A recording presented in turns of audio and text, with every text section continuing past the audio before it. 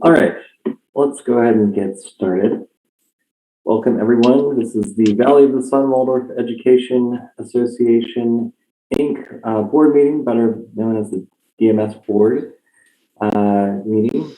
If you would like to register your attendance, please click the link in the agenda. I will say the opening verse and we'll get started. And if April, if you could be ready to say the closing verse, I'd appreciate it. All right. The true aim of education is to awaken real powers of perception and judgment in relation to life and living. For only such an awakening can lead to true freedom. That is from Rudolf Steiner.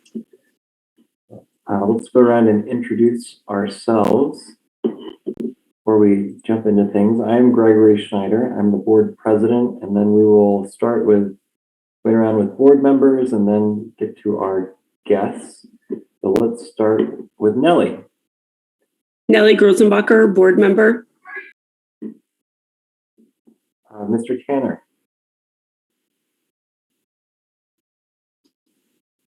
John Tanner, board member. Thank you. Kirsten. Kirsten Cabina, board member. Dan. Dan Franks, board treasurer. Danielle. Hi, good evening. Danielle Martinez, board member. And April. April Sauer, board secretary. Perfect. All right. And then Michelle, would you introduce yourself? Yes, Michelle Kratzer, parent council chair. Perfect. And then go around with our board participants, starting with Mariah. Mariah Moon, good evening, everyone. Board applicants, I should have said. Also participants tonight, but applicants. Nick, you're next. Nick Casura, board applicant. Thank you. Tom.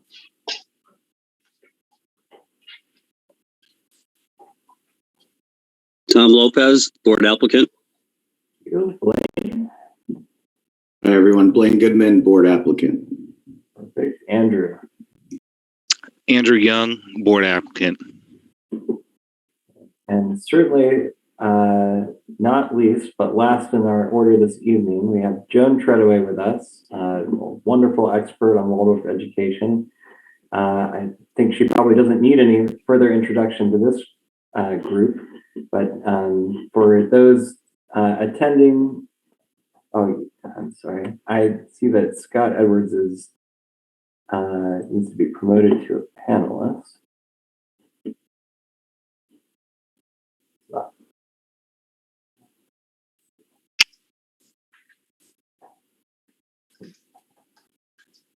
Oh, I'm not sure what happened. Oh, there he is. Sorry, Scott. Voila, here I am. Sorry, guys. I was in the general basket. Yeah, well, welcome. Our last but not least board applicant. And so, Joan, let's turn it over to you to take it away and give us your monthly dose of Waldorf Education. All right. I'm happy to do so. Thank you, Gregory. And it's lovely to see so many new faces I have no familiarity with, but it's good to see you. I've been working with Waldorf Education for, I can't tell you how many years, but it's close to 50. And I'm bringing just a little bit of a picture of Waldorf. I volunteered to do that to the board, to have a sort of an experience of what stands behind Waldorf, what really is Waldorf. Because my experience with boards, having been on 3-4 Waldorf boards, is that so often parents are so enthusiastic, they love it, but aren't sure what stands behind it. So I thought I would just share a little bit each month of these pictures of Waldorf. So tonight I'd like to talk to you about what are all these events called festivals? Because in Waldorf Education, there are many festivals through the years. They're not parties, but they may seem like parties. So tonight I'm going to try to explain to you a little bit about what they are, what they mean, and what they really, how they speak to our children. So I'll give you a bit of a historical perspective. Many years ago, I was driving from Santa Fe to Prescott, where I live, and I took a detour and went to Chaco Canyon. I don't know how many of you have ever been to Chaco Canyon, but it's a magnificent place. It's probably the best, well, one of the best preserved Indian ruins in the United States. It's the Pueblo North American Indian ruins. And I was fascinated because there's a wall there, one of the walls, that has windows that are, I can't tell you what size, they're small, but there are a number of them, maybe 6 or 7, I'm not sure how many, but they're all in a row against one wall very high up. And the reason they're there, I discovered, is that every year at the summer solstice, the sun begins to shine through every one of those windows down into the Great Kiva. And that's where the Pueblo Indians of that time, the ancients, celebrated their festivals.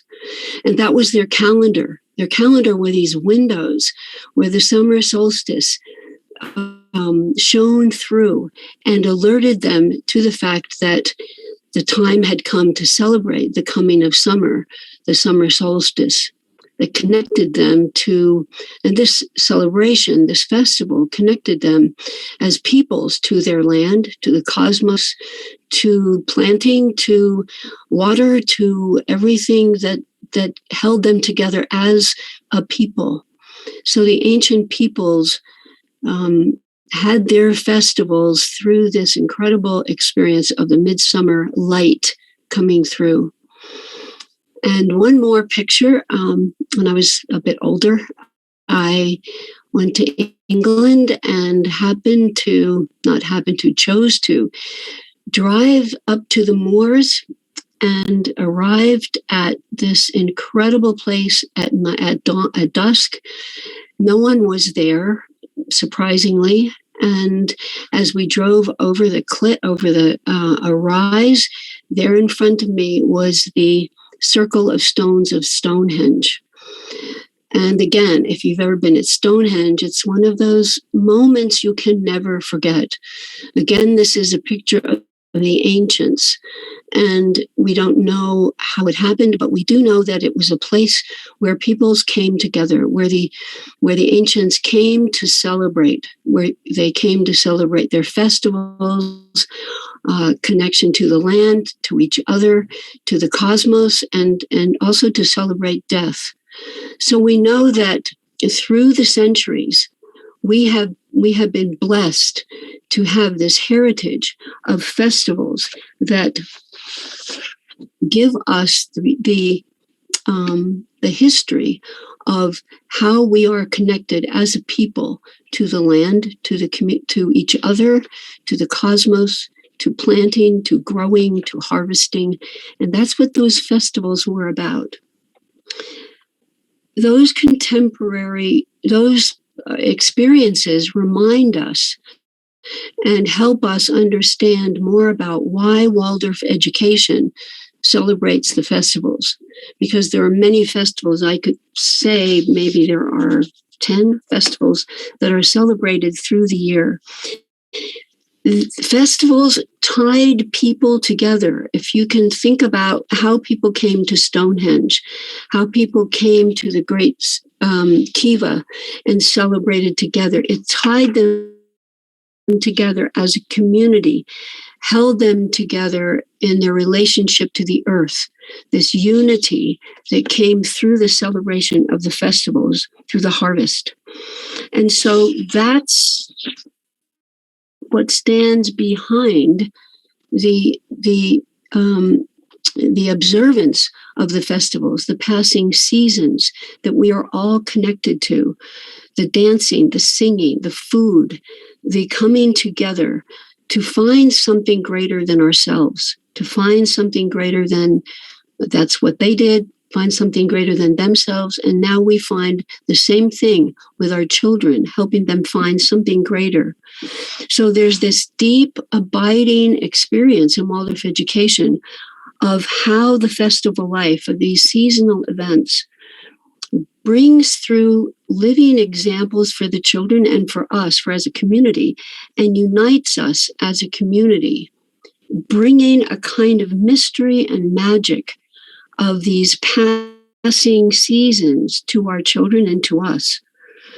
And it's the joy, in a certain sense, of the predictability of the seasons, the predictability of these festivals as each season approaches. It's this anticipation. We all know, don't we, that Thanksgiving is around the corner, and our children are probably certainly telling us that Christmas is nearby. But how many of us really feel as these great events come? Do we feel a relationship to the earth, to the changing seasons, or is it just to the celebration of the day, of the Christmas day or of Thanksgiving? So we know too that children live in rhythms. The children's lives are bounded by rhythms, and they're health giving. We all know that children need to go to bed at the same time every night.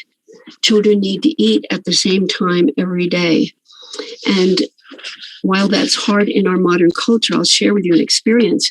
My mentor, many, many years ago, I would say 50 years ago, Miriam Whitfield from a very small little village in England that actually celebrated these ancient festivals. She would tell me about these festivals. She gave me so many remarkable tidbits of information. And one of the things she said to me in relationship to this notion of rhythm, how rhythm is so essential for children, for daily rhythms, eating and sleeping, for weekly rhythms, for the work we do at school. As a child, I set out my clothes to go to church on Sunday every Saturday night and shined my shoes. That wasn't a festival, but it was a beautiful rhythm. It was a beautiful ritual. And of course, there are those monthly rhythms with the moon and with the stars that we can watch. And she said to me about a daily rhythm, she said, for children not to have their meals at the same time every day is like for us as if the sun didn't come up.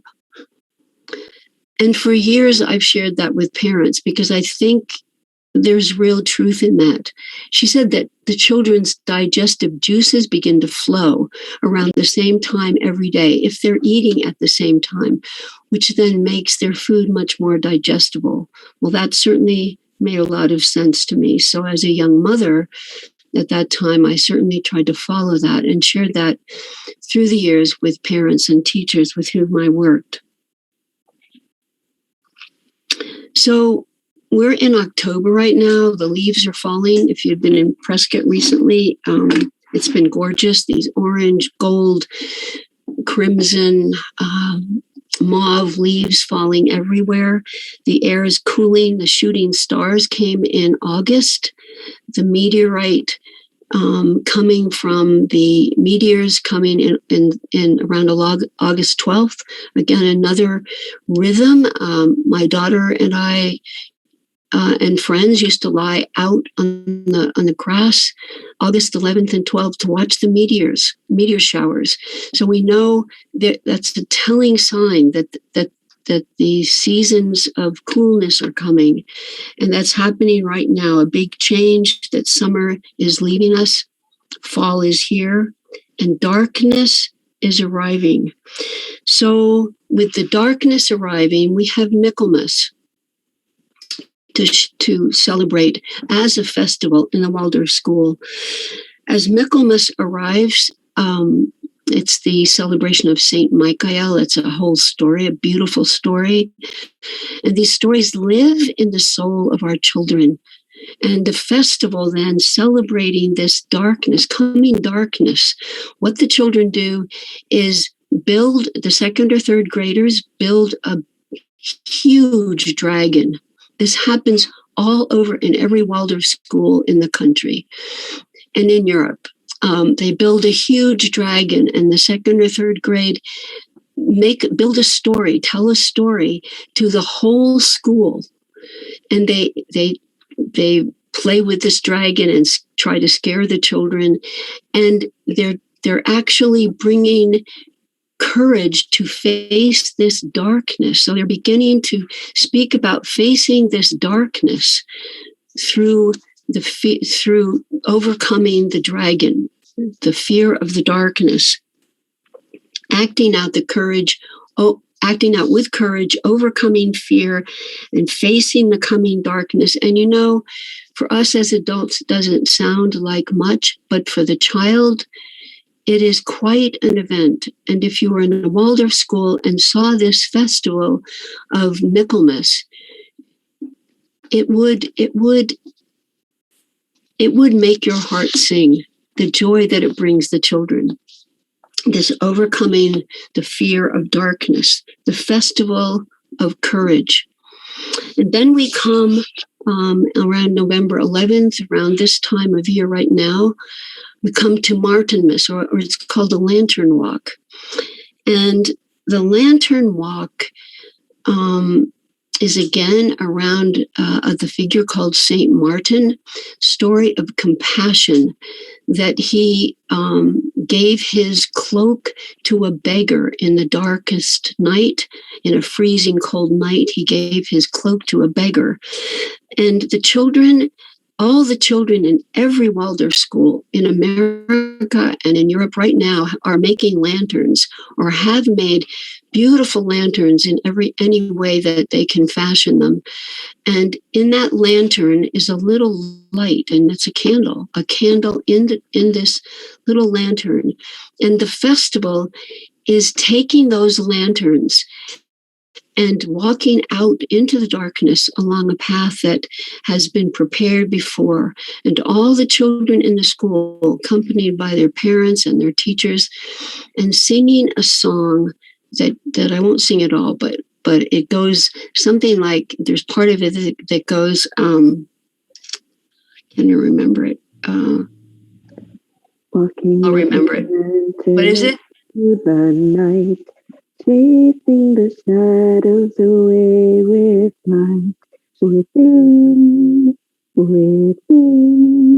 my heart will never dim. Thank you. It's this picture of, I carry one small light, but together we make a great light. And so the children carry those lanterns, and walk through the darkness. At the end of that is usually a huge fire where the story of Saint Martin is told. And I worked in Boulder, Colorado, in the school in Boulder, Colorado. And Michaelmas there, or the Lantern Walk there, was always magnificent, because if you've been in Boulder, the foothills, those trails that go up, we always had the lantern walk up those trails. And one year it was storming and freezing cold, and it was snowing, and the children were all bundled up. Every child had their lantern, walking up this path of one of the foothills. And I was at the back with my daughter, and I've never forgotten the sight of each one of those pinpricks of light as those children climbed up the mountain, bringing that light into the darkness. And that's an image that they hold in their hearts, that they never forget. And I can tell you they never forget, because several years later, I moved back to Prescott, Arizona, and my 10-year-old daughter, 11-year-old daughter, was here. There was no Waldorf school. That was in 1988. And when this time of year came around, she said, "Mom, what are we going to do about the lantern walk?" And so I gathered 10 children, and we made lanterns the day before the lantern walk. And that evening, we climbed up a trail with our lanterns, the little light in the darkness, up a trail in Thumb Butte. And I scurried down before everybody was done and stood at the fire as the children were coming down in a cape like St. Martin, and told the story of St. Martin. And I can tell you that children remember that today, many, many years later, this image of bringing the light into the darkness. And as I said, children all over the world right now are celebrating Martinmas. Symbols of hope and courage in our time, a time when it's needed more than ever. And then we come to Advent and Hanukkah, bringing more light into the darkness. I'm not going to go into the whole experience of Advent and Hanukkah, but I will speak about the Advent Garden. The Advent Garden is one of the major festivals that is so well known in the Waldorf movement. And it's built out of evergreens that are shaped into a double spiral. So going in, and then the other spiral going out. And it's lined, it's on the floor, usually of a big gymnasium or whatever we have. And it's lined by apples with candles in them that are lit. And each child has an apple with a candle in it that is not lit. And the child walks by themselves, by him or herself, through the spiral, coming to the very center of that double spiral, where there is a candle lit, a large candle, and the child takes their own candle, puts it in the large candle, and lights it. And it's this image of finding the light of my own spirit, the light of my own inner light. And it is a real event for the child, it's usually only up through third grade. Sometimes it's older. And these children, it takes so much courage to walk through that spiral alone. And they light that candle, and then as they go out, they lay it down they set it down wherever they wish. And sometimes as you watch that child, you can get a real picture of a more intimate picture of who they are. And believe me, children never forget the Advent spiral. Now we call it the Winter Garden. Getting their own light out of a central light and joining in with the whole community in a celebration of light. And we don't speak about that to them, but they have this inner experience. Many years ago, one of the leaders of Waldorf education, this was many, many years ago, Dr. Karl Koenig, who was a doctor who escaped from the Holocaust, came to Scotland. He's a MD, came to Scotland and happened to see one of the Advent one of the winter spirals, and felt he recognized something about it that was so significant that he devoted himself the rest of his life to Waldorf education. And he moved to America and founded what's called one of the Camp Hills, which is a sister movement to Waldorf education. So it was the Advent spiral that spoke to him so deeply that he dedicated his life to bringing Waldorf education to many others. He knew in that moment, he wrote about it, that this was significant for the child. So as we move through the year, there are so many more festivals that I could tell you about that help us mark the seasons. And once again, give us and our children this assurance that life goes on and that yet another day comes, another day goes, another festival is marking the season, assuring us that we are in the right place at the right time. The continuance of life flows. And for children, it's this rhythm, this expectation, this knowledge that, yes, spring is coming. Yes,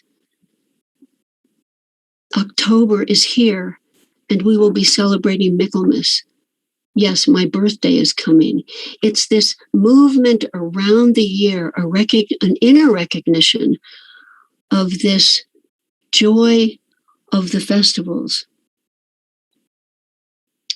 And what I have to say about this is that having lived with the festivals for over 50 years, don't we need them now more than ever at this time in our lives, at this time in America, at this time in the world?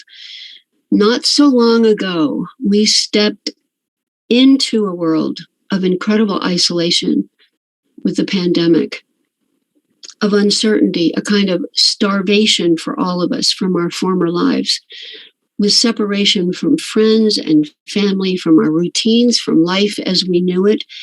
Nothing was the same as it was before. And whether we knew it or not, our children suffered, and our children are still suffering. There is still, in many, many children today, there is still anxiety and trauma from that experience. And it's, as we all know, it isn't over yet. We lost a sense of time as life closed down. And in many ways today, we still live in that kind of uncertainty. And we lost, and children lost, the comfort and the safety of predictability. And that's what Waldorf education brings, my friends, is this predictability, not only in the festivals, but in everything that happens in the classroom. Everything that happens every day is this predictability that is life building within the rhythms of life. Most children during the pandemic lost the rhythms of their life. We did. And I believe it was a collective trauma, meaning that all of us all over the world suffered trauma. And I believe that the rhythm of the festivals, the rhythm of the life-giving daily routines of Waldorf education can help to heal that. And so I think we need the festivals, the assurance of the festivals more than ever, bringing the assurance that life goes on. I'd like to offer something. I've been thinking about it, that there is so much about the festivals that is extraordinary. The study of the festivals could take a lifetime in terms of the deeper meaning that I've not really shared, but I've shared some of it. The festivals of courage, the festival of compassion with Saint Martin. But there's much, much more. And I've been thinking about that I would like to offer the possibility to Desert Marigold School that I would mentor a festival committee through Zoom. I can't drive down to Phoenix often, but that I would be willing to help mentor a festival committee to continue the work of the festivals that have been carried on. Parents teachers are overwhelmed. It's a big job, and there's so much that we can bring to Desert Marigold through these festivals, helping faculty and parents and children inwardly to experience the deeper meaning of these festivals, creating a festival life that says to each of us, I hope your festivals become a real link between your own spirit and the spirit that moves through the year. So thank you for that brief brief moments of living in a way through the festivals of the year, at least through the fall. So thank you very much. I wish you all very well. Thank you so much, Joan. It's always a pleasure having you, and I really appreciate you doing this on a volunteer basis. We're very lucky to have you. And I'm sure someone will be reaching out to you soon to take you up on that offer about the festivals. Thank you. And Gregory, we'll miss you. Thank you, Joan. Nice to be here with you on your last meeting. Have a good evening. Thank you, Joan. Good night. You're welcome. All right. So that after that beautiful rendition, we're going to get into the sobering look at our financial matters. Not nearly as exciting. So our enrollment update, I'll do this briefly. I looked at the enrollment spreadsheet that the administration shared. We're sitting at about 293 ADM right now, which is over our budget of 287 by 6. So that's good news there. And I believe Frank shared a message with us that we continue to have tours and more applicants, including in the high school. So I think 4 out of the 8 grades are full, and the other ones are not far behind. So we're doing quite well in enrollment. Now, let's take a look at the financial reports, starting with the P&L.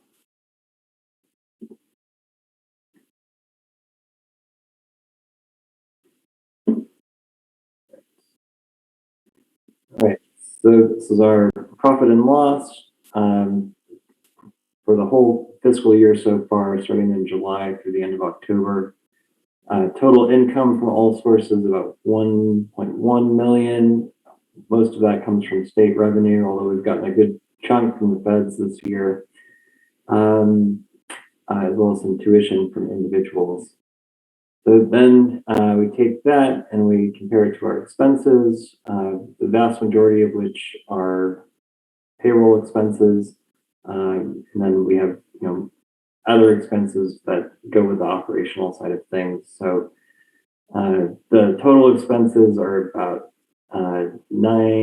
just under $1,977,000, which gives us a net operating income of 192, which looks very good.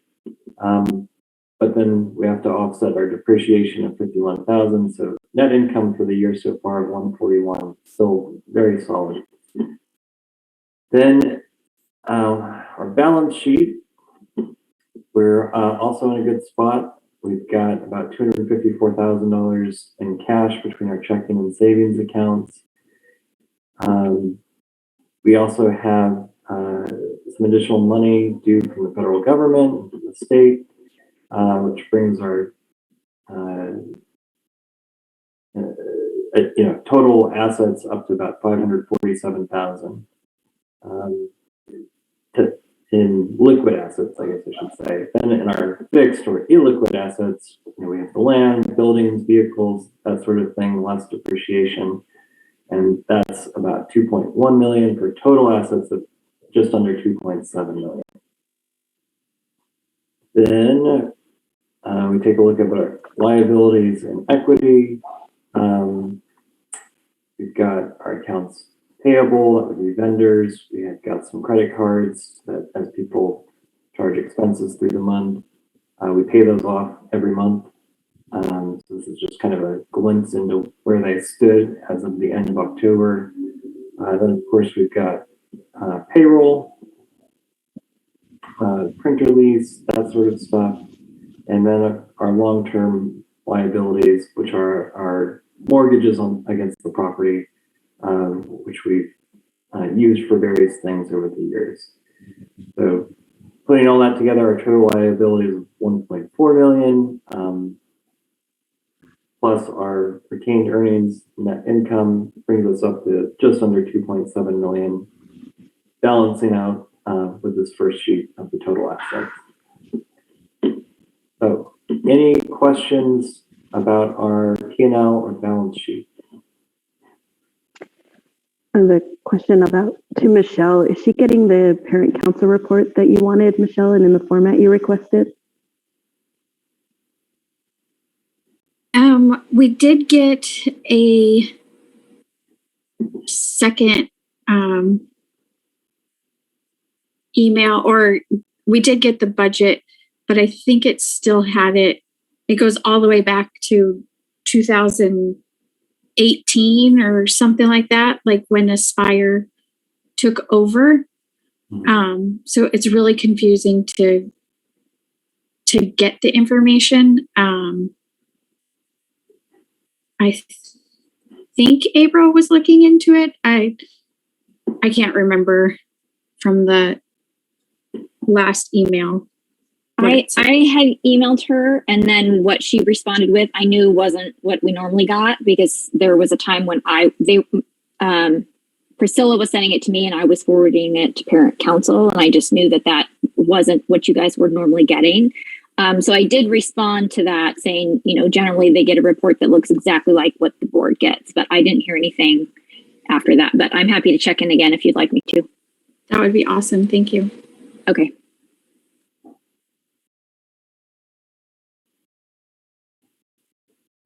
All right, not hearing anything else, we will carry on. Right. Agenda is short tonight. Okay, so that brings us to our board topics, and of course, including the most exciting portion of the evening, the elections. But let's get some procedural stuff out of the way first, including approving the minutes of our last meeting. So I will move to approve the minutes of our November 3rd, 2021 meeting. I'll second. I saw Nelly's hand first, so I'm going to go with her as the second. But thank you all. Any discussion? All right, all those in favor?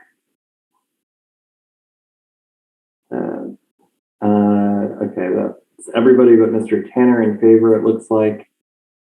All those opposed? Mr. Tanner is opposed. Okay. The motion carries 6-1. Gregory, may I correct that? My hand was up for in agreement. Oh, okay. I'm sorry. The video must have been delayed. That's what it was. My apologies. No problem. All right. So that makes it unanimous. Very good. Motion still carries. All right. Then, all right. Next thing on our agenda, discussion of a date for the next town hall meeting. Frank sent me some proposed dates of, pull them up. He proposed Monday, December 6th or Monday, December 13th by Zoom for the next town hall. So since I won't be here, I wanted to bring it up to each of you as to whether those dates work for you. And are those both Mondays? Did you say December 6th and 13th? Yeah, those are the only choices. Those were the two he floated. So we can tell him no. We can tell him give us some other dates, or we can say we can cover it with 2 or 3 people. So I'd like to see other dates. Other dates? Okay. On days other than Monday? Yes. Okay. What what days of the week are good for you, Danielle? Tuesday, Wednesday, Thursday, Friday. Okay. Anything but Monday. Anything but Got it. Weekends are optional. I don't know. What does the community want, and how is scheduling for all of you? I was at the last one, so I thought I'd open it up for anyone else who wanted to participate, unless no one steps forward. But it's more convenient for our attendees, not just for us. I was also at the last We're not one. going to make everybody happy. Right. Of course not, but we should have different options. There's no day where everyone can attend. Of course. They have a different option.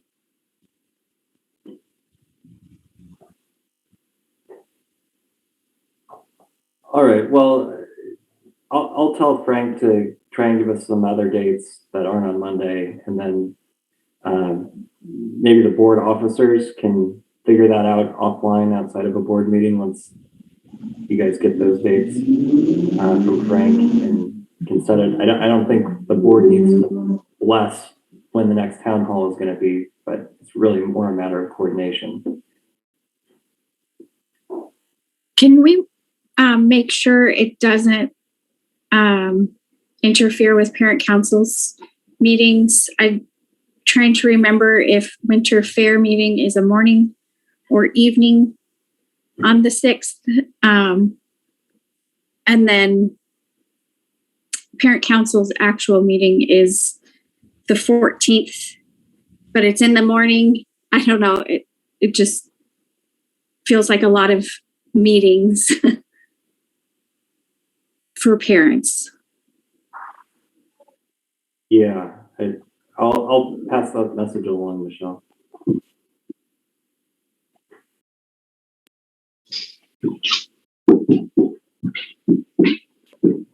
Anything else on the town hall dates that you want me to pass along to Frank?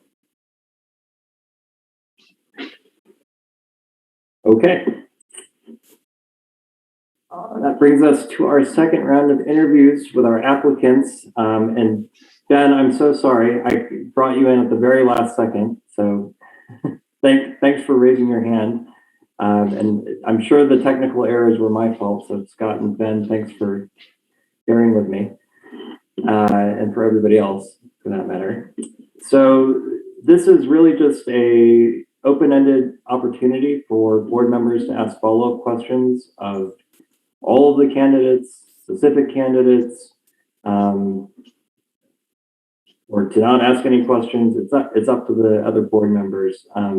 Anything that we want to cover beyond what we already did in the first meeting. And then, if candidates, if you have any last minute questions that you want to ask of us, we can also allow that to happen too. I'm hoping that won't trigger any last minute withdrawals of your candidacy, but we'll give you the opportunity to ask those last minute questions. So other board members, the floor is yours.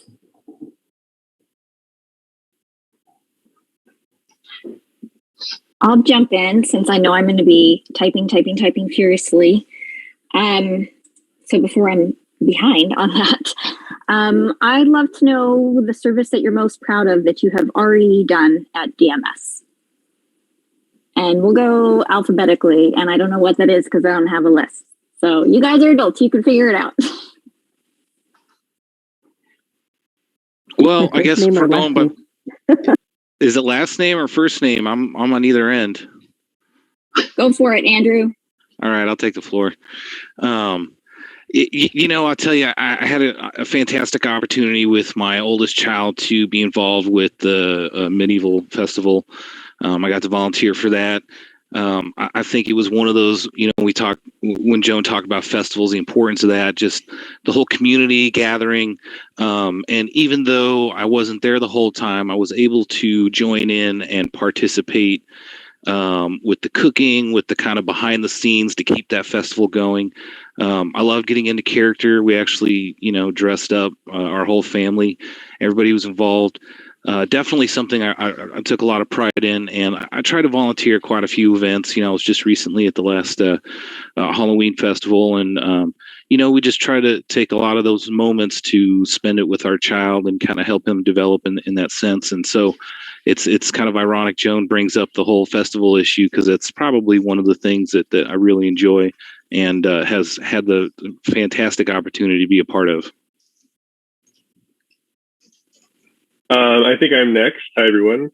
My favorite service is always the winter fair. It's my favorite one of the year. I usually do parking early in the morning, and various foods. I also miss volunteering in the garden. Yeah.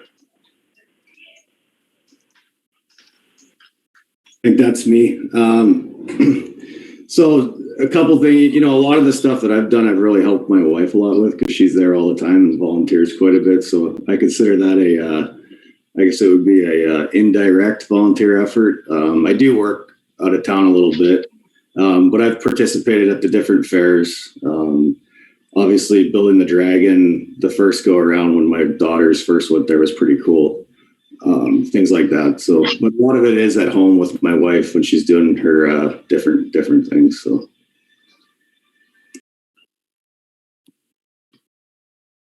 I'll go. I loved my participation in hiring the hiring committee for Frank for the executive director. That was I feel like a really important time to have this interim that we had for so long, to have this hope for a long-term executive director. And there were a lot of deep dive conversations. So we had amazing candidates. And then I'll go as far as the fair. My favorite moment was having to dress up as the angel. I think it was for, I forget which room, and I was not expecting it. But once they demanded that I put on the dress, it was all on. And it was nice to dress up and pretend like I was a fairy or an angel. I was an angel. I'm next. I've been helped out with several winter fairs, some lantern walks. The first year I was there, I was actually helping project manage the setup and takedown for the winter fair. And I also like Michaelmas with the dragon and stuff as well. I guess I'm finishing up. So I think my family has designated me as the Michaelmas design director for the costumes and things. So that's always a fun thing. And I wish I had more time at Desert Meadow Gold. You were relatively new, but I can call on other things I've done at other schools as far as in the classroom, bringing some science exhibits, and even setting up a mentorship program or internship program that I talked about last time. But right now, this is kind of why I want to really be on the board, because during the day, I'm fairly booked up, seeing patients and the like. But this gives me an opportunity to get involved a little bit on a higher level on times that would be a little bit better. So I'm looking forward to that opportunity if given. I guess I can go next. I helped out last year with the Advent Garden, or what the Joanne said about the winter garden, helping set up first and second grade last year. And then this year I also helped with, last year I helped with the first and second grade tea. It was nice to meet a lot of the parents and talk to the parents, and also meet some of the children.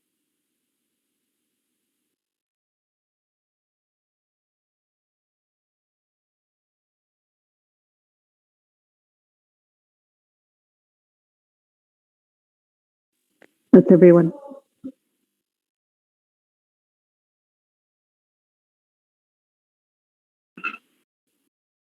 Other questions from the board? I have one. If you are not elected, will the areas in which you highlighted that you felt the greatest need was being presented at DMS, would you still contribute in those areas and lean into helping in those areas, like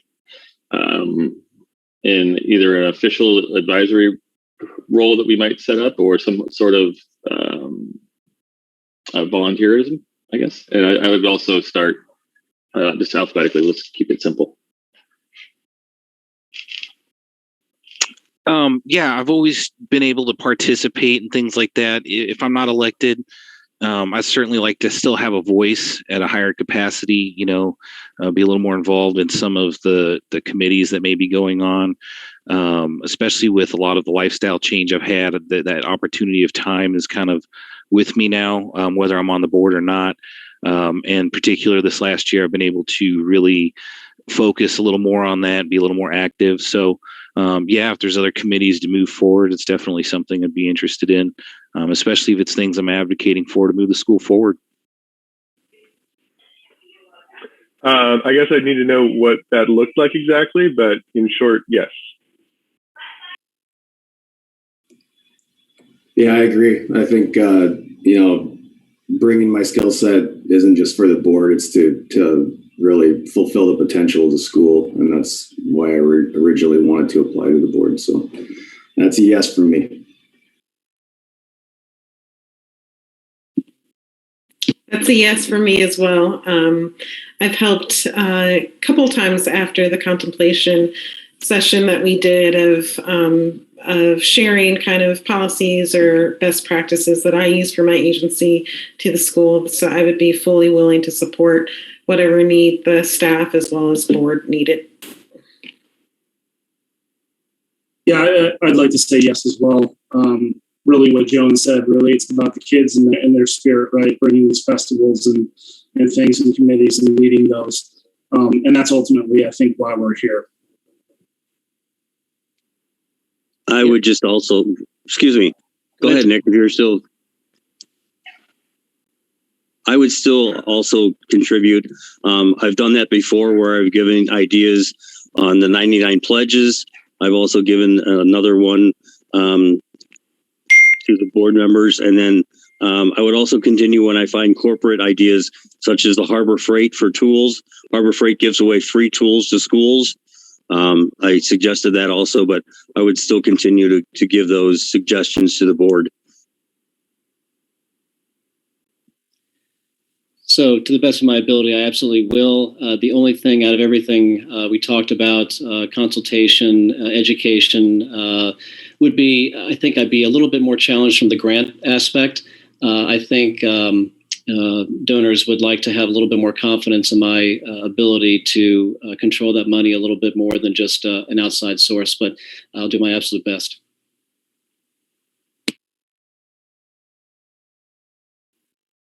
Thank you, everybody.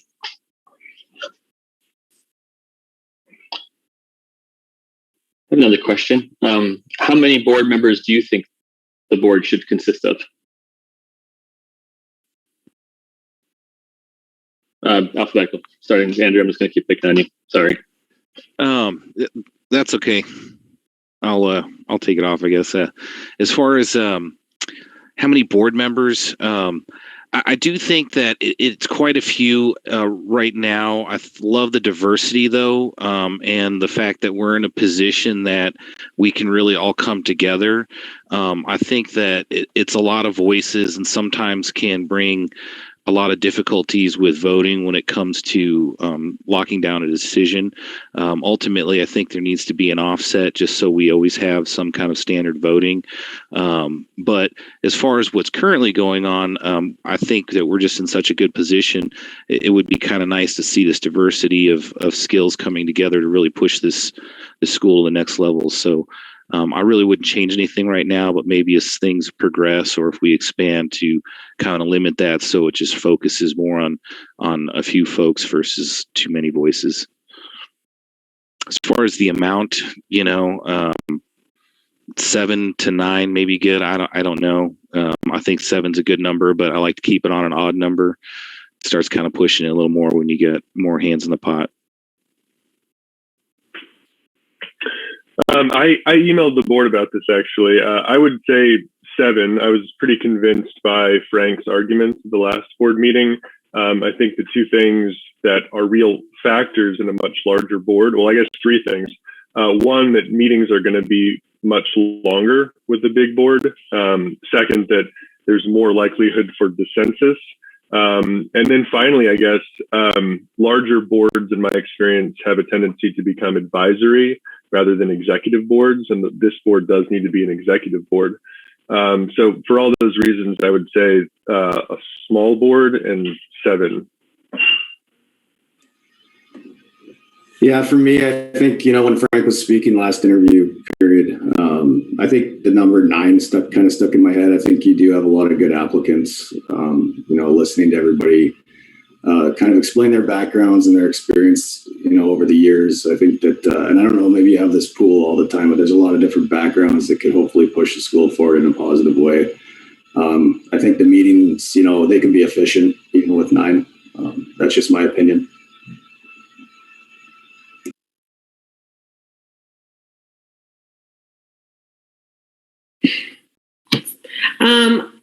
I would say as long as the board is driven by good governance, following bylaws, I feel comfortable with a larger board. From my experience of being on large boards, it works, but it has to work with compliance of following bylaws, making sure quorum is there.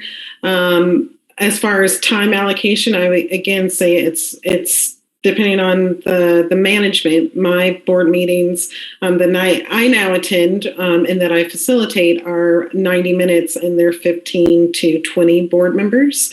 So I would say a larger board is okay if that is the direction the school wants to go. Yeah, I'd like to piggyback on what Mariah and Blaine said. I think 9 would be a great number.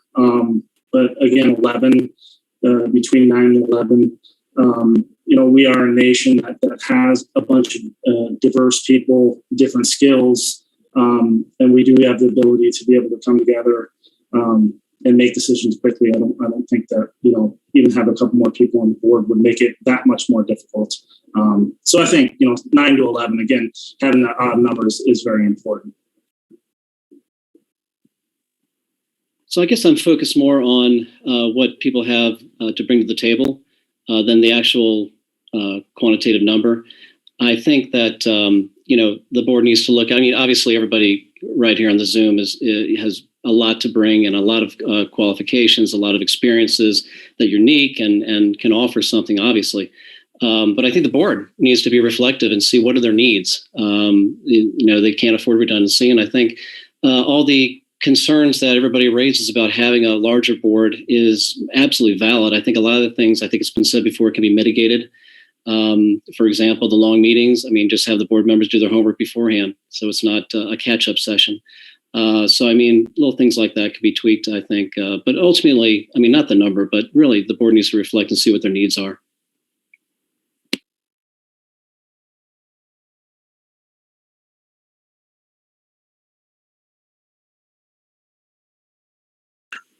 You're on mute. You're on mute, Tom. Yeah. There we go. Sorry. Cool. I think what was talked about before is important. However, we need to look at the bylaws, and right now the bylaws say 11. If we want to in the future change that number, that might be something for the board in the future to look at and discuss as a certain number that I would be agreeable to or would consider a good number would be number 9. Thank you. Thank you, everybody. Okay, I've got one. I would like to hear from all the applicants. I'd like it to be in the reverse alphabetical order. So Tom, you'll be kicking it off this time. And my question is, I would love to hear about a time that you were part of a team, whether it be work, whether it be a volunteer, part of a team where you did not get what you felt was the right decision made. And you still were part of a team. You still had to act as part of that team. How did you handle the situation of not getting what you felt was the right solution? And how did you support your fellow team members in the decision that was reached unanimously by the team?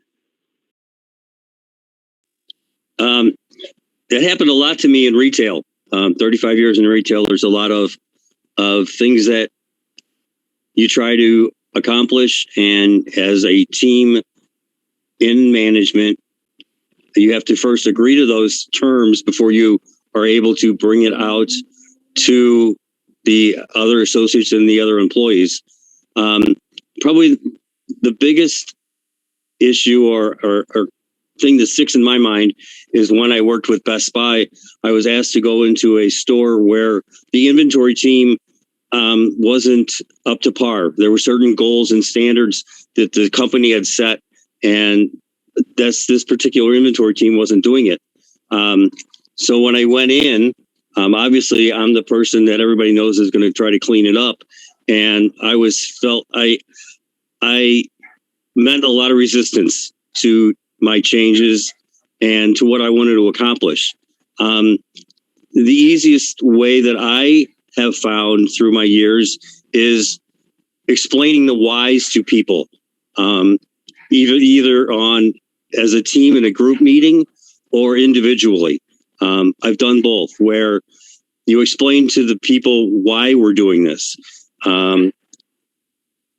It's not me who's asking you to change your priorities or your standards. It's the company, and this is why they're asking to do it.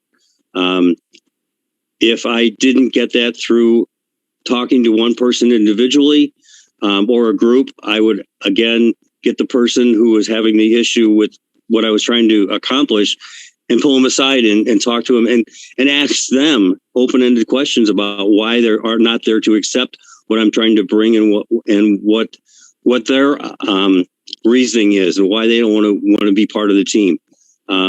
And that might take a couple times to talk to them and pull things out through open-ended questions, because sometimes people don't want to tell me or tell others what the real true reason is. So you kind of have to do what Shrek did in the movie and peel back the layers of the onion to find out what the real issue is. After 3 months working with this group at Best Buy, we were able to accomplish what we wanted to and accomplish the goals that the company wanted.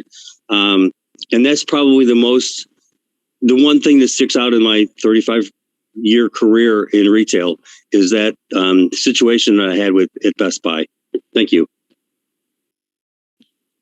So first of all, great question, Chris, and that's really great. I don't know if it's the best example, but the example that popped into my head was early in my academic career and clinical career.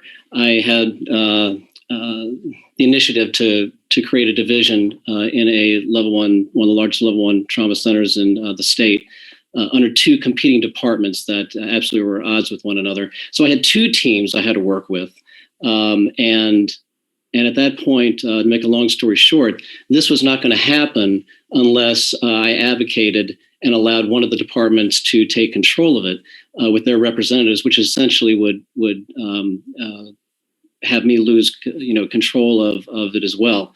And at that time, it was an easy decision because this is the right thing for the hospital to get to the next level. This is the right thing for the patient care, and so that was something I easily stepped aside and allowed this other department to do. And in time, we carried on. We did good work, and in time, eventually, I was elected to the chair position of it. But I think that's what's important, just to keep the eye on the ball.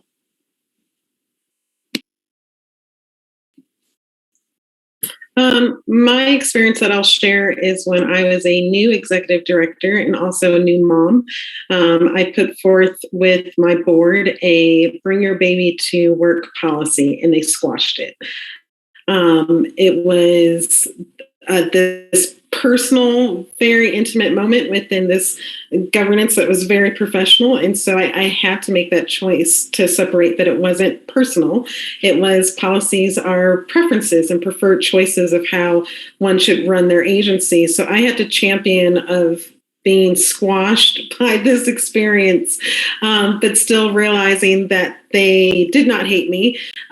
They supported me 100%, but it was their preference to say no.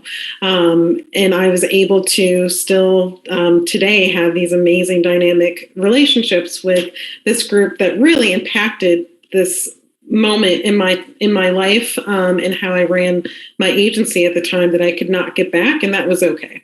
So I am a believer of choices are not personal usually when you get to board work. They're professional, and that separation is good, and it's not a personal hit. It's a choice of how one wants to run their agency. I think one of the biggest challenges I ever had, it was my first week as a program manager on a large data center move, and they had already been running the program, and a lot of processes and procedures hadn't even been in place yet. And I asked for a third-party vendor to come in and help us within the next 3 months, and they refused to be able to bring that funding forward. And that was going to put us another 3 months behind, which we were already 2 months at that point. So I actually took a vice president that I had befriended at the company, along with one of the data center managers, and we actually went down to the data center and racked 93 servers in one night and then had actually our own folks, our own engineers go in there and be able to plug those in and get our time back. And ultimately, we made time and we made budget. I think I'm next. Yeah, I think it was probably 10 years ago. Probably the best example is back in 2011 or so. The construction market was pretty dry. There wasn't a lot of funding going on. So we bid a job with pretty low margins, and it was about a $120 million job. And I had a team of 20 people. Spent 5 years out there and didn't make a whole lot of money. Didn't lose a lot, but didn't make a lot either. But I think the moral of the story is probably, we didn't lose. So we didn't lose any of the people along the way. We kept them.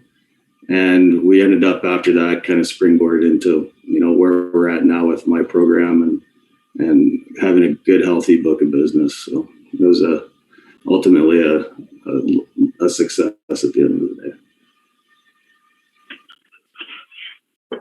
So I teach at the Honors College at ASU, and the faculty as a whole decide on a lot of different curricular details, and we vote on those details at faculty meetings, and I'm very often in the minority on those votes.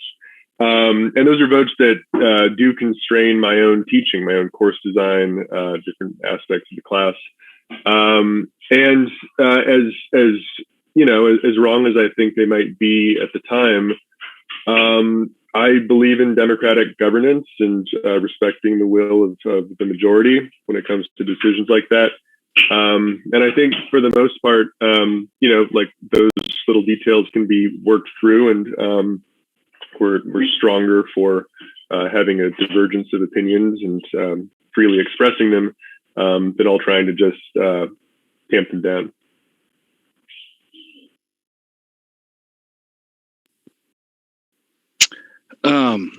Well, the company I work for, they actually contract my department out to help with communications and mitigations of their fleet, other vehicles. So a lot of our department has to deal with that on a regular basis. There's always room for change, and you need to be flexible with what their requirements are, which may not always be in line or favorable with what your requirements are.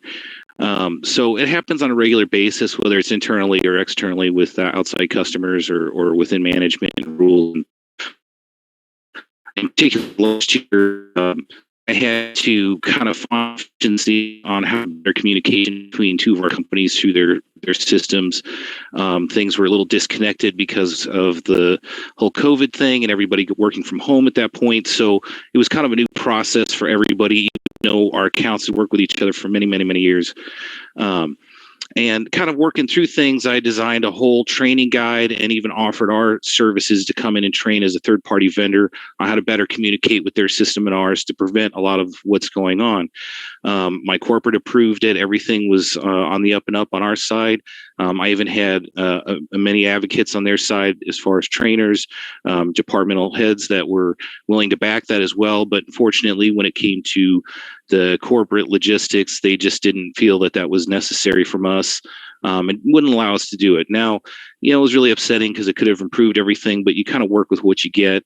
And even though I wasn't able to push forward with the bigger picture, I still put forth in the effort to make sure that that communication and materials were out to the right people and let them communicate it as they wish. You just find ways to work around things, and it still bettered things, made the situation a lot more open with communication, even though that the whole idea was shot down. So that happens quite often. And so, you just make the best of it. You take the information that you're given and you just find a way to work around it. And, it'll work out just as long as you keep with the perseverance. Thank you, everyone.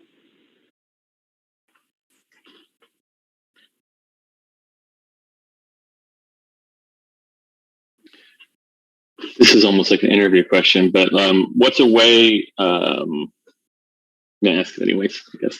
What's a way your peers professionally would say that you as a person could improve in your role in whatever organization that you are most active in?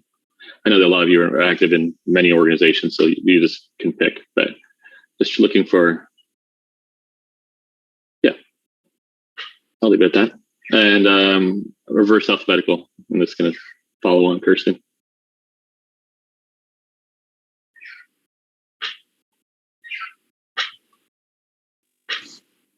I guess I can go first. I think what you're asking is maybe what might be a weakness of myself or my personality.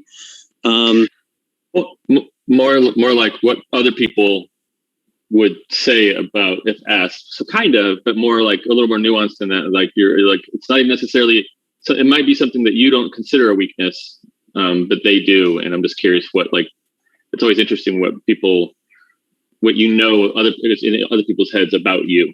And I'm just curious what that is. That I do too much of my own, I do too much of the work, that I don't always delegate right to make sure that the job gets done. I've been known and been told that you don't have to do all the work, and people tell me that I do all the work because I wanted to get it done right. And instead of having somebody else do the work and then go back to them and say, this might be a way that you can do it better or try it this way next time, I just go in and do it.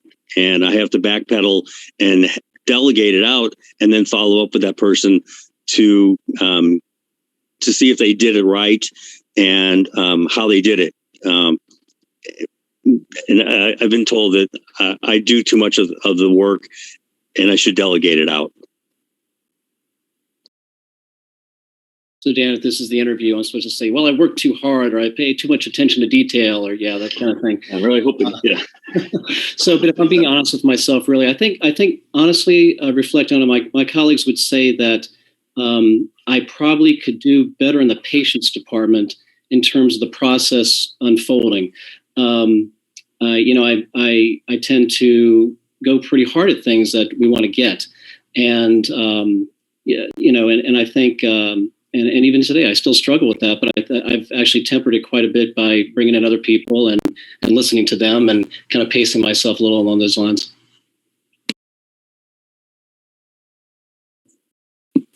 I think my colleagues would say that I like to be too much of a perfectionist to a fault.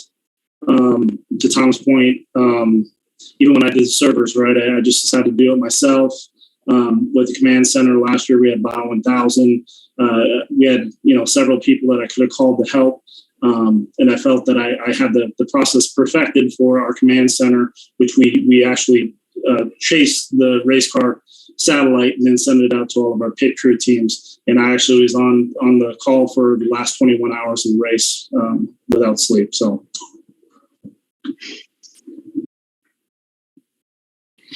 I'll go.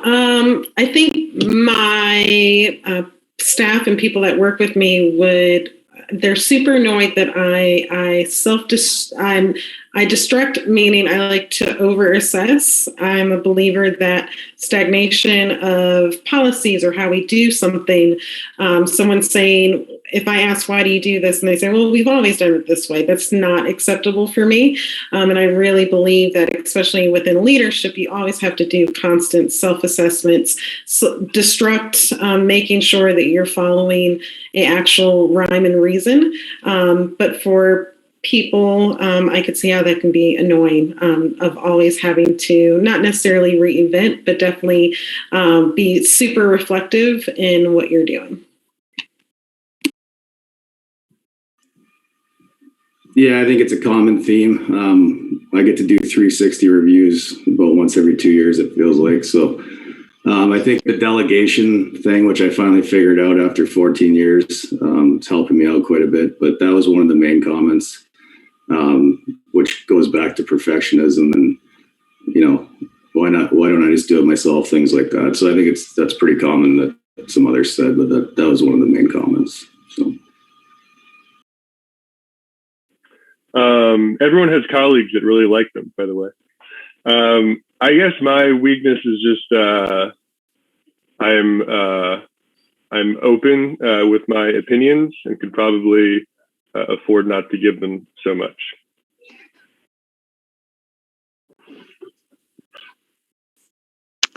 Well, in a position where I'm constantly training new folks coming into our department, I'm always been very detailed, sometimes a little bit too much. I love to make sure people are educated to make good decisions. They have all the information for the bigger picture.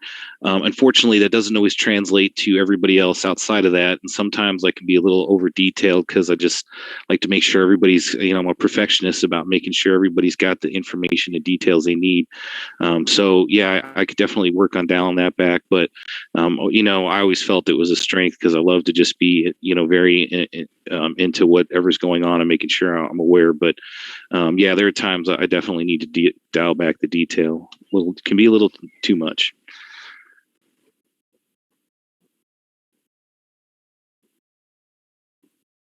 Thank you. I think we have time for one more question if there's any others. If not, we'll keep things moving.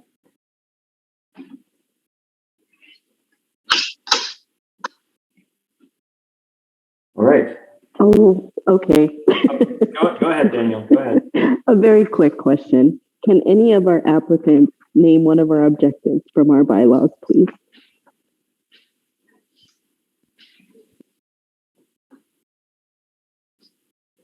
You got me. I cannot.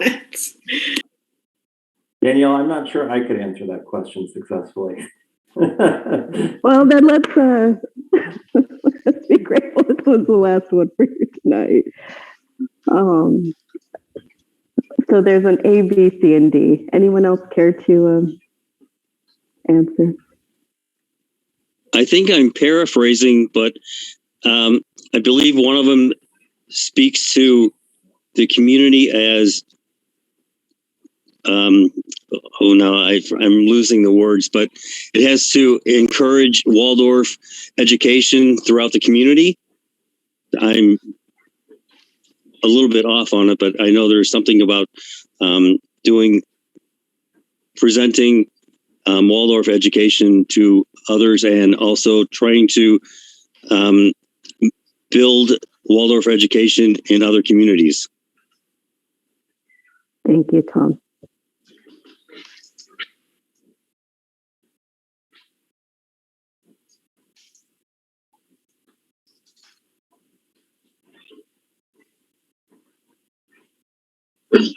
All right. Well, judging by the awkward silence from teacher Danielle's question, I think we can move on. Thank you, everybody, for your candor and your time and being with us. And I really appreciate it. I know the rest of the board does too. It's extremely helpful. So we are going to first do the election of board officers, and then we'll move on to the general election. So I believe there's one person who has thrown her name in the ring to be board president. That person is Kirsten. And I'm excited about that, and I'm very pleased now to move to elect Kirsten Kubina as board president for Valley of the Sun Waldorf Education Association. Second. A second. Thank you, Danielle and Dan. Any discussion? All those in favor? That looks unanimous, unless I missed something. Congratulations, Kirsten. We are lucky to have you. Thank you very much. I really appreciate the faith. Gregory, can you tell me who seconded? I heard two people, but I didn't hear. It was who. Danielle and Dan simultaneously.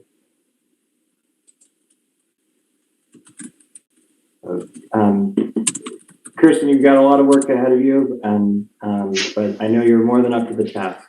So, and I'll touch base with you offline. I know where you live, so. It's true. It's true. All right. And then I believe we also need to re-elect our other positions right now. So I'll start with secretary. I will move to re-elect April Sauer as the board secretary. Second. Dan, any discussion? All those in favor? That is unanimous. Congratulations, April. Keep doing a great job. All right, and that brings us to treasurer. So I will move to re-elect Dan Franks as board treasurer.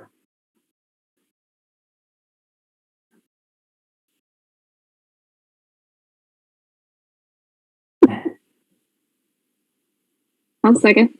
Thank you, April. Any discussion? All right, all those in favor? 1, 2, 3. That is unanimous. Congratulations, Dan. Keep doing what you're doing. All right. That brings us to the general election. So I am going to email the whole board right now a link to our ballot, the results of which will be made public in just a few minutes. I think that just sent email being a little weird. Yep, here we go. Okay, so if you didn't get the link in your email, board members, please send me an email or a text message. But otherwise, please go ahead and cast your ballot.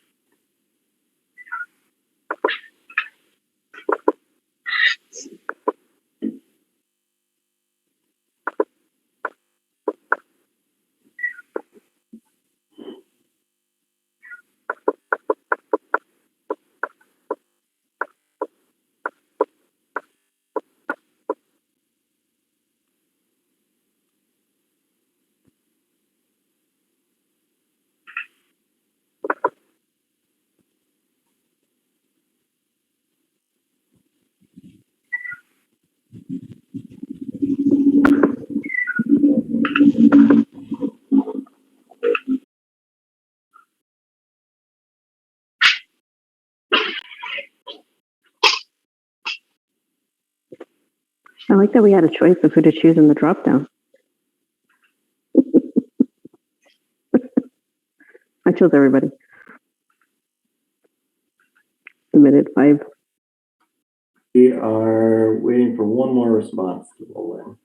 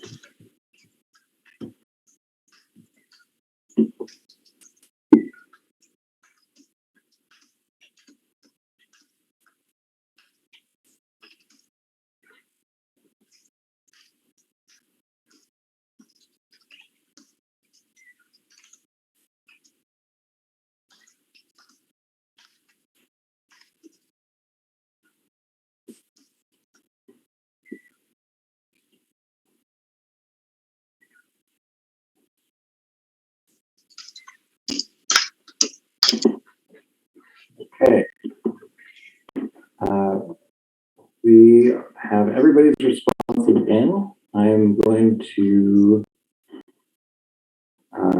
give you. Oh, wait.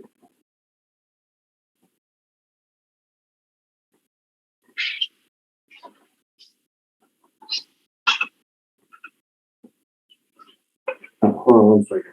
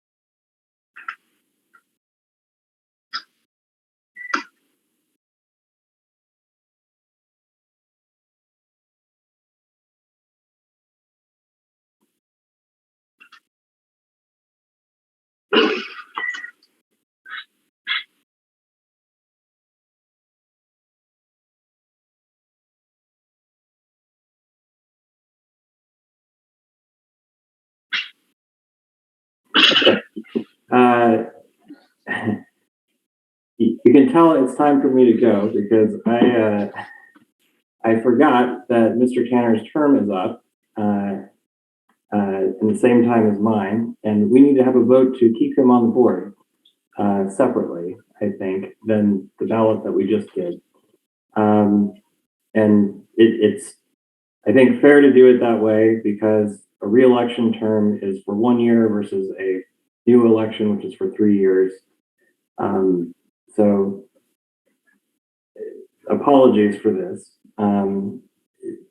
procedural error on my part, but let's quickly do that and then I'll announce the results for the new applicants and new board members.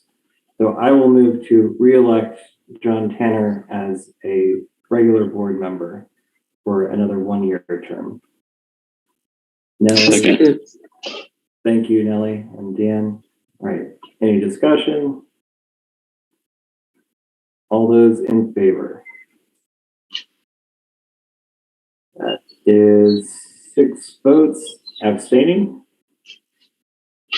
and Mr. Tanner abstaining. All right, the motion will carry. Thank you, Mr. Tanner, for pointing that out. Much appreciated. Okay, now we'll not keep the candidates in suspense any longer. All right, Andrew Young, I am sorry, but you were not elected to the board by a margin of 4-3, and I'll announce the specifics later. All right, well, actually, let me count how many.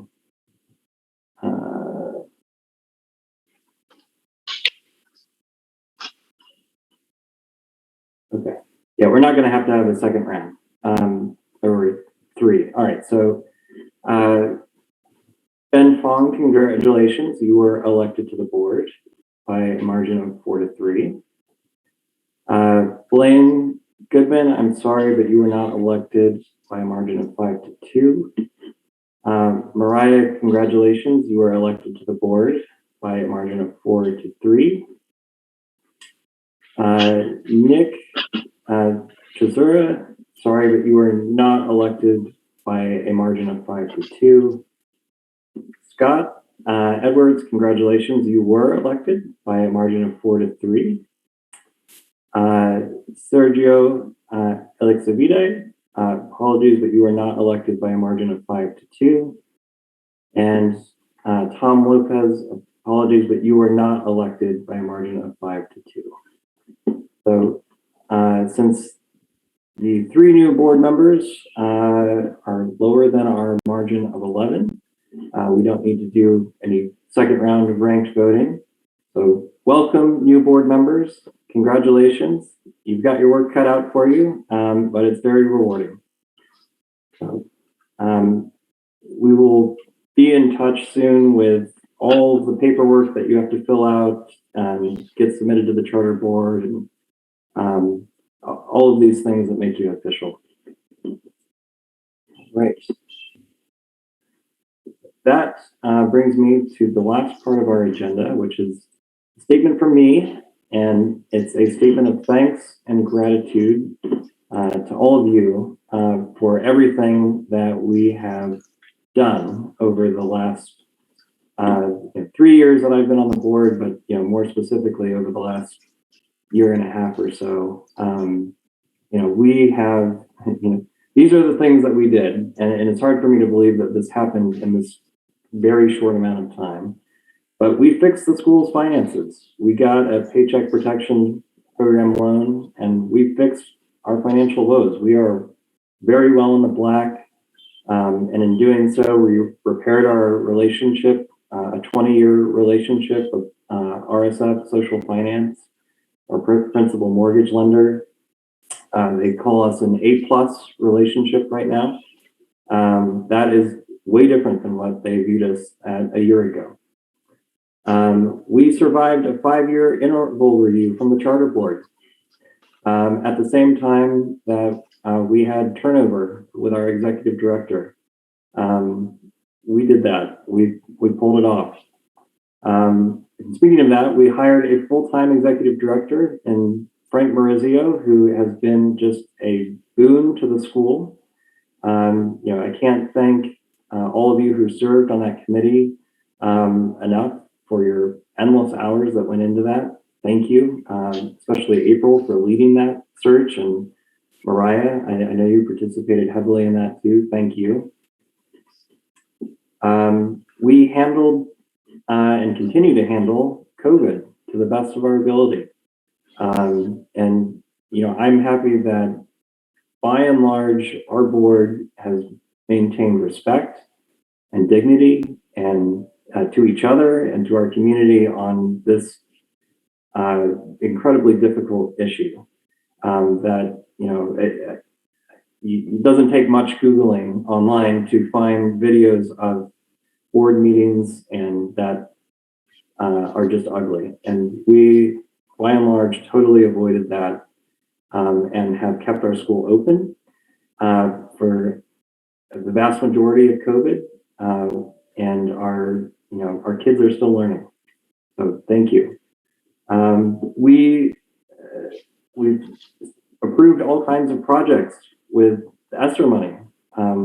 There's a security fence around the entrance of the school now. We have adult bathrooms going in on the high school portion of campus. We are rebuilding the woodshed. These are things that are possible because of the work that we've done since in this short period of time. We've given our teachers raises, a couple of raises over the last few years, and they need them. And I know that they appreciate them. We've hired, or we approved hiring a pedagogical director. We've got cheaper and better insurance for our staff. Our school has a choir director now. we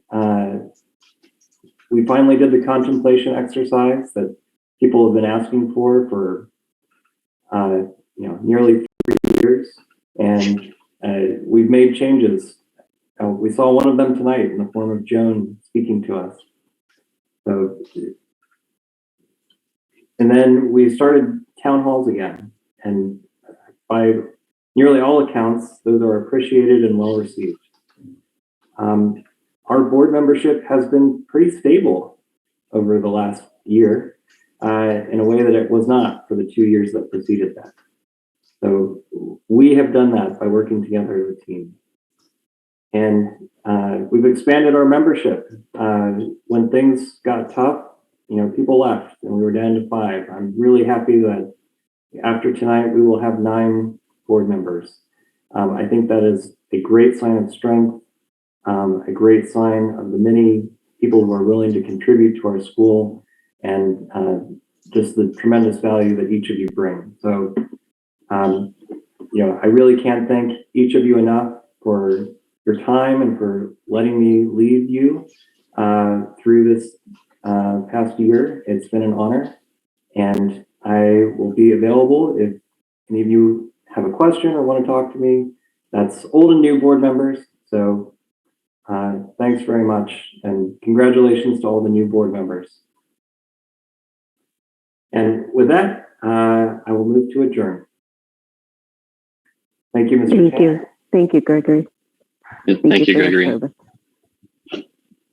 All right. Gregory, if I may just speak for one moment. Yes, of course. I just want to thank you for the past 3 years, sir.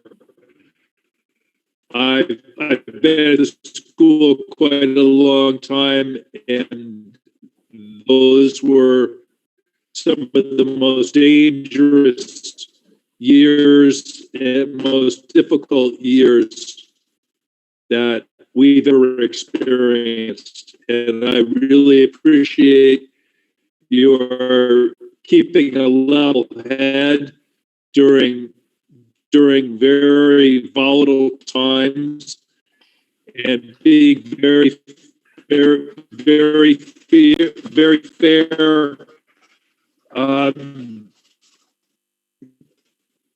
in your decisions without becoming angry or reactive. And I learned a lot from you, and I really appreciate that, and I want to thank you on the behalf of the school and the faculty for guiding us through a very, very difficult time. So we all wish you the very best, and can't thank you enough for your service. Thank you, Mr. Tanner. And I really appreciate you saying that. It means the world to me.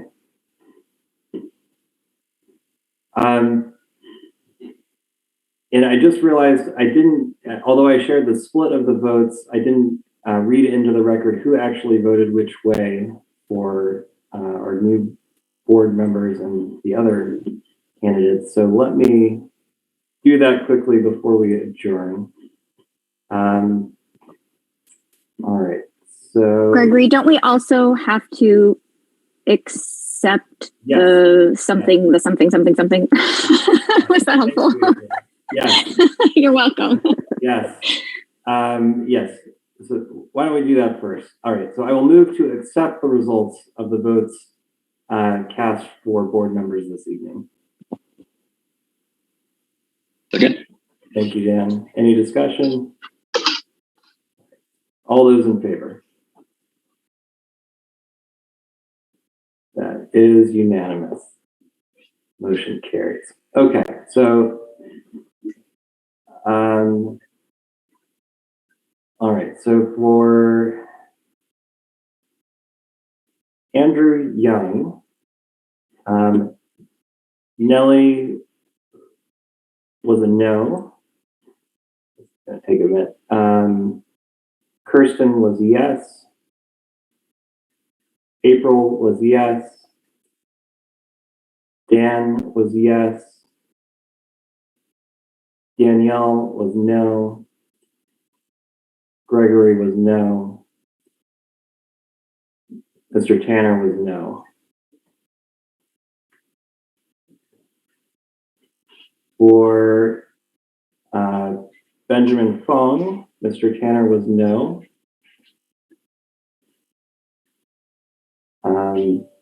Gregory was yes. Danielle was no.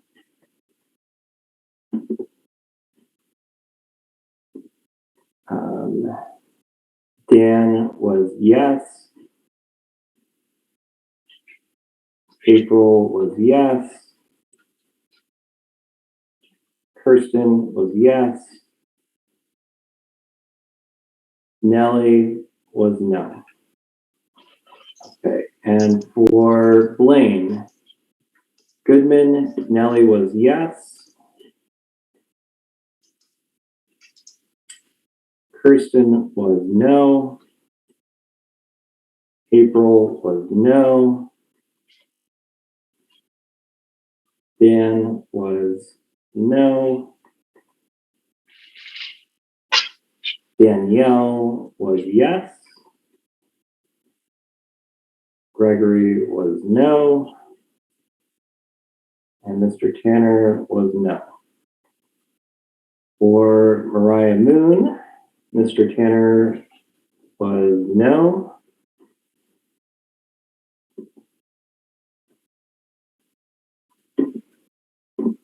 Gregory was yes. Danielle was no. Dan Franks was yes. April Sauer was yes. Kirsten Kubina was yes. Nellie Grossenbacher was no. For Nicholas Chizura, Nellie was yes. Kirsten Kubina was no. April Sauer was no. Dan Franks was no. Danielle Martinez, yes. Gregory Schneider, no. Sean Tanner, no. For Scott Edwards, Mr. Tanner was no. Gregory Schneider was yes. Danielle Martinez was yes. Dan Franks was yes. April Sauer was no. Kristen Kubina was no. And Nellie Grossenbacher was yes. All right. And for Sergio Alexavide, Nellie was yes. Kristen Kubina was no. April Sauer was no. Dan Franks was no. Danielle Martinez was yes. Gregory Schneider was no. John Tanner was no. All right, and for Tom Lopez, Mr. Tanner was no. Gregory Schneider was no. Danielle Martinez was yes. Dan Franks was no. April Sauer, no.